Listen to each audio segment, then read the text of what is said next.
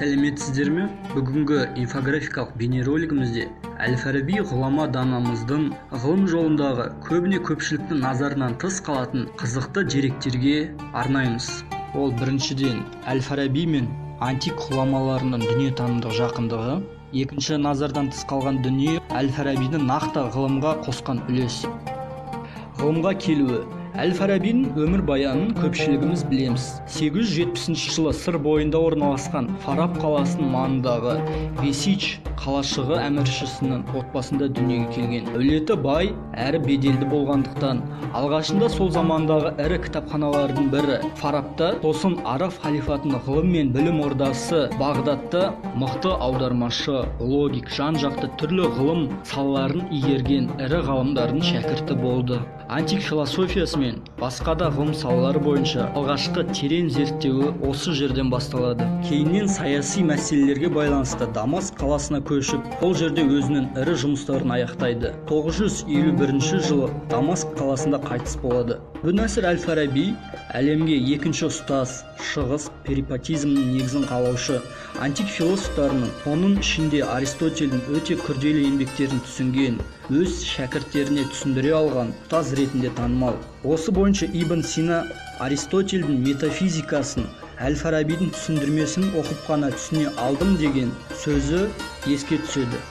Осы жерде сұрақ туындайды. Әл-Фарабиге кейінде антик философиясын, оның ішінде классиктер Платон, Аристотельдің еңбектерімен жұмыс жасаған ғұлама ғалымдар болды. Бірақ та неліктен Әл-Фарабиге тең түсінгендер аз?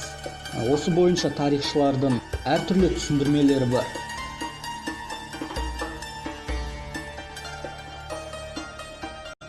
Бұрын прототүрктер мен антик гректердің арасында көптеген байланыс болды. Бір жағынан саяси әлеумет байланыс, оны Геродоттың еңбектерінен дәлел ретінде көрсек болады. Бір жағынан дүниетанымдық байланыс, оны діни жағынан Тәңірі мен гректердің пантеистік діннің ұқсастығы. Бір жағынан Платонның космологиясы мен прототүрктердің әруақтың қонуы атты түсінігі. Бұл Фарабиге тәрбиемен қанына сіңген, санасында сақталған көне түркілік дүниетаным мен Аристотельдің философиялық ойларының жақын келуі, бұрынғы прототүрктер мен антик гректерінің дүниетанымдық жақындығы деген концепция. Түркілік дүниетанымның басқа да мәдениеттермен сабақтастығын және осының арқасында философиялық қасиетінің жоғарылығын білдіреді. Көпшілік жастар Әл-Фарабидің 70-ге жуық тілді білген полиглот, Аристотельді аударған философ, көптеген ғылыми салалар бойынша еңбек жазған энциклопедист ғалым ретінде ғана таниды. Бірақ оның еңбектерімен біздің абстрактілі түрде таныс болуымыздың, оның білімінің тереңдігін, адамзаттың ғылым қоржынына қосқан үлесінің орасан зор екендігін, еңбектерінің маңыздылығын түсіне алмаймыз.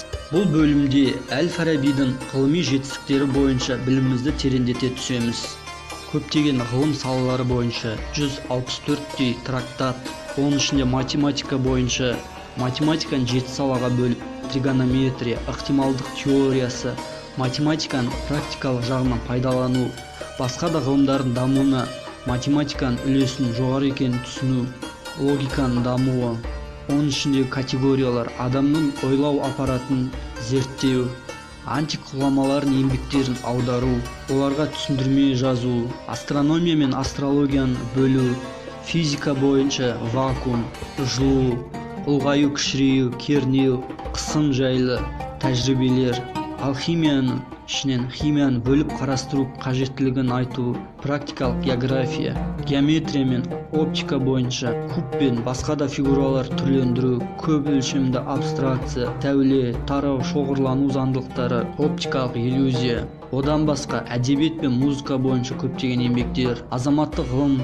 тараулары, заң ғылымы, дін, этика, тәрбие, мемлекетті басқару бойынша трактаттар. Бұның бәрі заманауи ғылымға Ибн Сина, Әл-Бируни, Омар Хайям, Роджер Бекон, Леонардо Винчи, Коперник, Кеплер, Лейбниц сияқты ғалымдардың санасына келе әсер ете отырып, антика және шығыс мұрасын батысқа көпір болып жеткізген және заманауи ғылымның дамуына да серпін берген Әл-Фараби.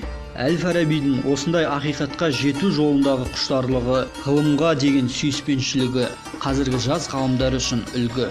Ұлы тұлғалардың тағылымын жастардың санасына сіңіру, ой толғамдарын кеңінен дәріптеу, олардың мұраларын жаңғыруымыздың маңызды бағдарына айналдыру қажет.